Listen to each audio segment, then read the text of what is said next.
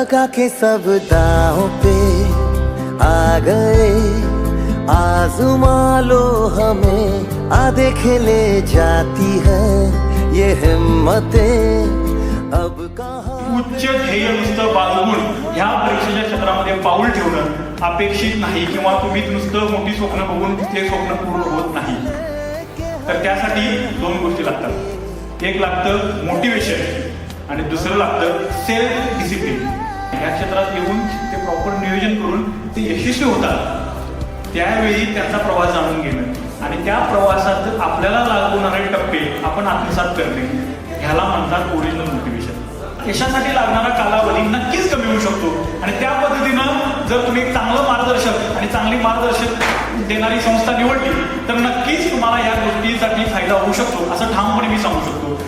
म्हणजे तुम्ही ज्या पदावर असाल त्यामुळे तुम्ही घेतलेला प्रत्येक निर्णय, तुम्ही केलेली प्रत्येक सही, तुम्ही केलेलं प्रत्येक काम, तुम्ही बोललेलं प्रत्येक कायदेशीर वाक्य ह्यातून कोणाच्या तरी आयुष्यावर काहीतरी परिणाम होणार.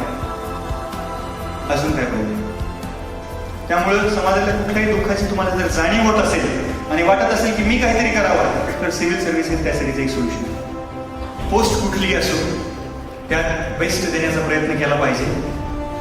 पोस्टची हायरार्की हे तुमचं यश ठरवत नाही, फक्त तुमचं पोस्टिंग ठरवतं. डॉक्टर APJ अब्दुल कलामांचं एक मोटिवेशन लाईन त्याच्यात लिहिलेली आहे की आपण आपल्या ध्येयाशी एकनिष्ठ राहिलं पाहिजे.